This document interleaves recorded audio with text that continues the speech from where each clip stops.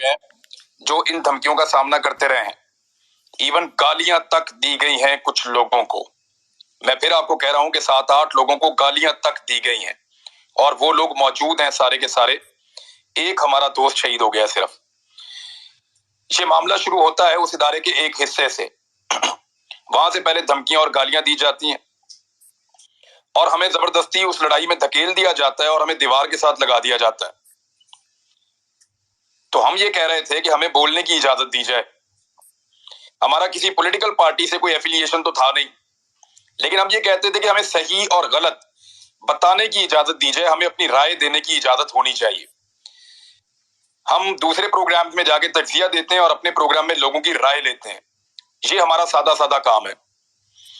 اس کے بعد ہمیں اسی ادارے کے ایک اور حصے سے دھمکیاں آنا شروع ہوئیں. نہ صرف ہمیں دھمکایا گیا بلکہ ہمیں بلا کر ملا گیا.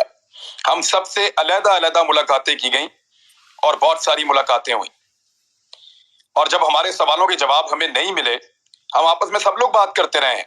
ہم سب ان کے نام جانتے ہیں، ہمیں تاریخیں یاد ہیں، ہم سب جانتے ہیں کب کب کس کس نے ہمیں کیا کہا تھا، کس طرح دھمکایا تھا اور کیا کیا تھا. ہم سب لوگ بڑے عجیب و غریب حالات سے گزرے ہیں.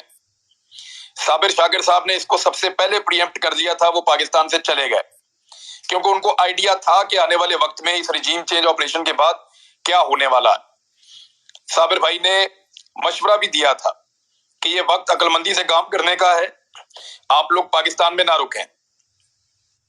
لیکن کچھ لوگ اپنی مجبوریوں سے پاکستان میں رک گئے.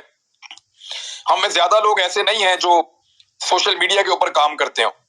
میں اور صابر بھائی دو ایسے لوگ تھے جو زیادہ سوشل میڈیا پر کام کرتے تھے. ہمیں اگر نوکری سے نکال بھی دیا جاتا تو ہم پاکستان سے باہر شفٹ ہو سکتے تھے. تو صابر بھائی کی تو نوکری چلی گئی، AR بھائی کی وہ پاکستان سے باہر شفٹ ہو گئے. اس کے بعد ان کے چینل کو دھمکایا گیا کہ اس کو تنخواہ بھی نہیں دینی.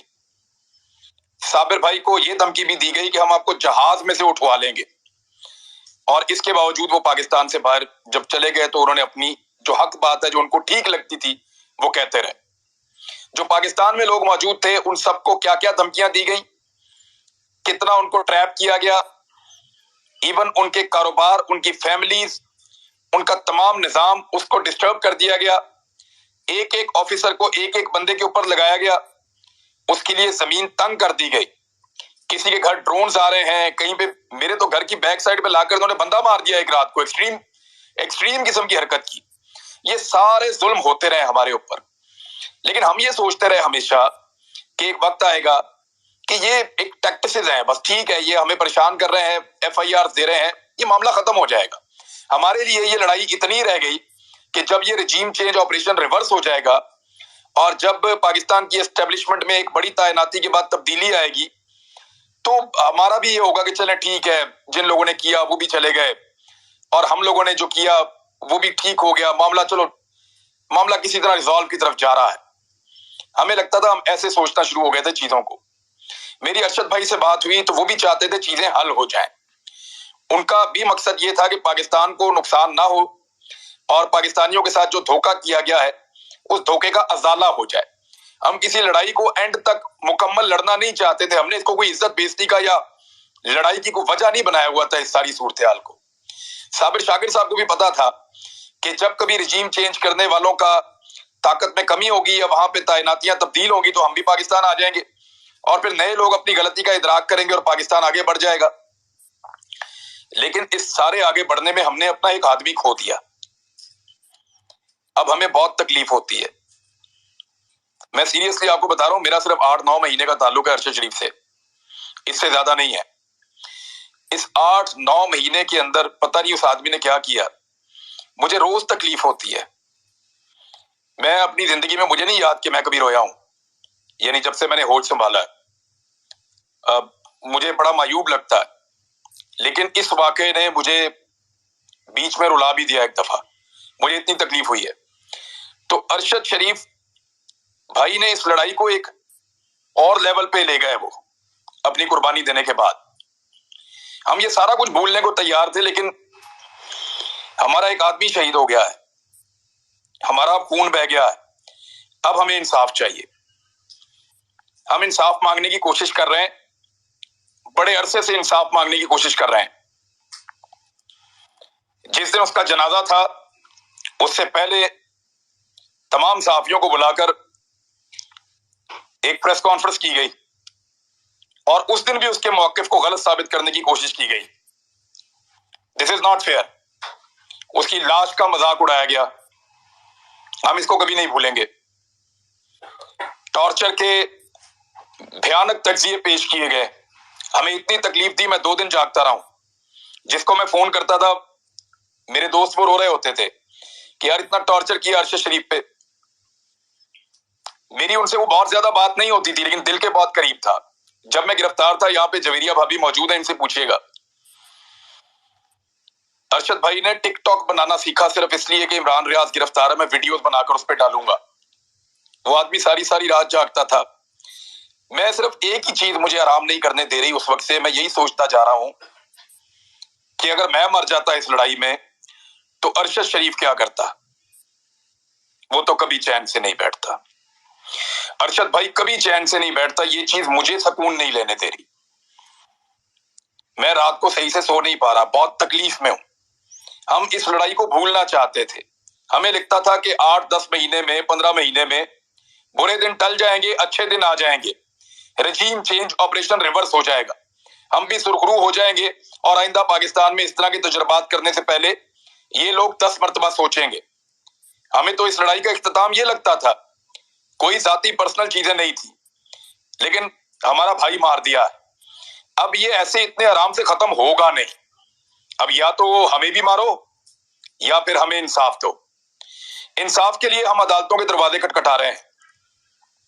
हमने उस अदालत का दरवाजा खटखटाया है जिसका दरवाजा अरशद भाई ने अपनी जिंदगी में खटखटाया था।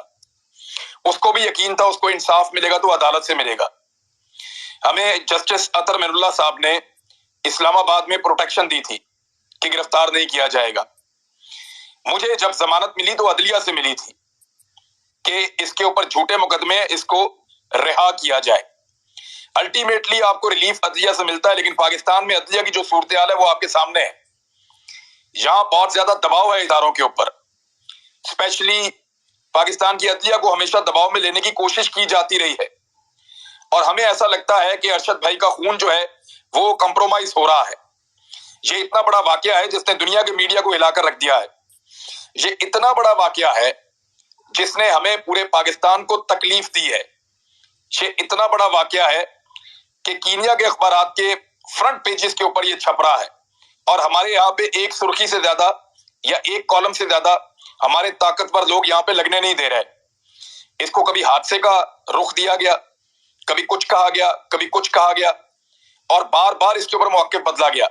हकायक को तब्दील करने की कोशिश की जा रही है, केस का रुख बदलने की कोशिश की जा रही है। मैं इस केस के बारे में, कीनिया में क्या हुआ उसके बारे में बात नहीं कर रहा, लेकिन मैं और मेरे साथी और वो खुद भी आपको बताएंगे सब लोग, हम सारे गवाह हैं कि किसने हमें तंग किया था। हम सारे गवाह हैं कि किसने हम पे FIRs करवाई थी। हम सारे गवाह हैं कि किसने हमें गालियां दी थी। हम सारे गवाह हैं कि किसने हमें धमकियां दी थी। हम सारे गवाह हैं कि किसने हमारे ऊपर पाकिस्तान की जमीन तंग कर दी थी। हमें पता है। हम कभी नहीं बताना चाहते थे क्योंकि हम सारे जिंदा थे। अब हम में एक शहीद है, हमारी जिम्मेदारी है कि उसको इंसाफ दिलाएं। लिहाजा अब हम बताएंगे, लेकिन कहां बताएंगे? क्या इस प्लेटफॉर्म के ऊपर नाम लेना शुरू कर दूं मैं?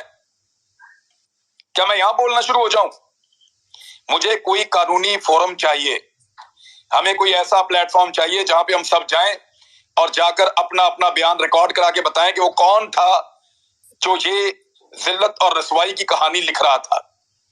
वो कौन था जिसने हमारे लिए जिंदगी को तंग कर दिया था। ये सारा कुछ हम किसी लीगल प्लेटफॉर्म पे बताना चाहते हैं जहां पे ये रिकॉर्ड का हिस्सा रहे। इस बात का पता करवाया जाए कि कौन लोग इसके पीछे थे। तमाम मुद्दइयों के इंटरव्यू लिए जाएं और उसके लिए जरूरी है कि सुप्रीम कोर्ट ऑफ पाकिस्तान के चीफ जस्टिस एक कमीशन बनाए।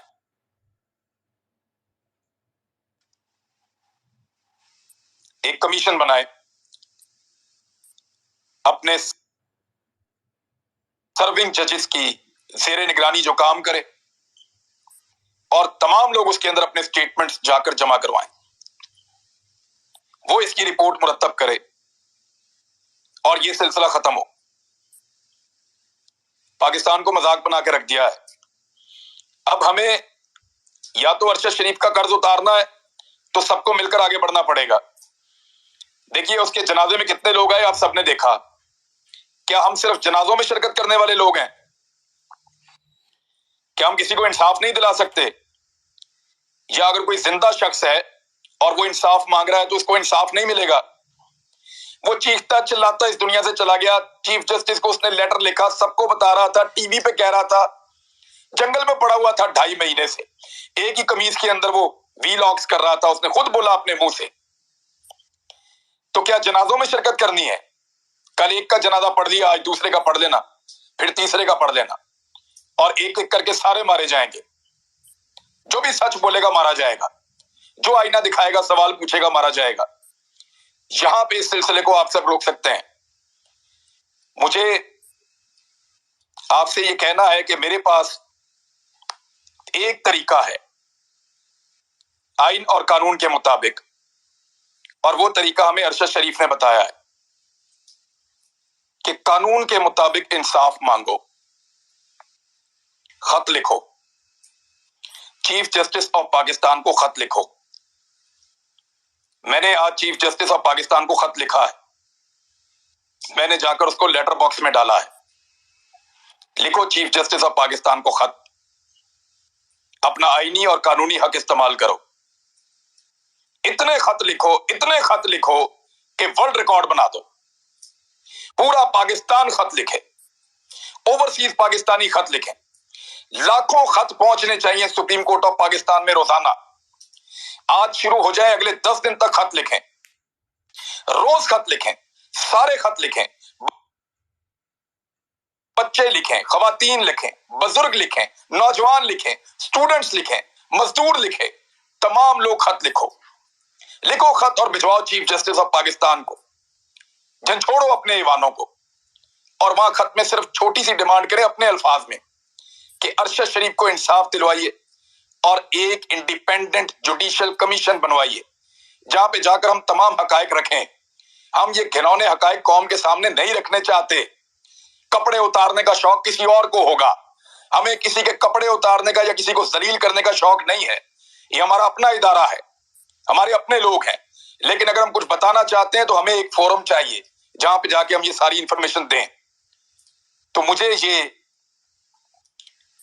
میں آپ کو یہ نہیں بتا سکتا، میں نے صابر بھائی کو بتایا ہے کہ یہ کیسے ہوا خط لکھنے والا معاملہ، لیکن یہ ارشد بھائی کا آئیڈیا تھا۔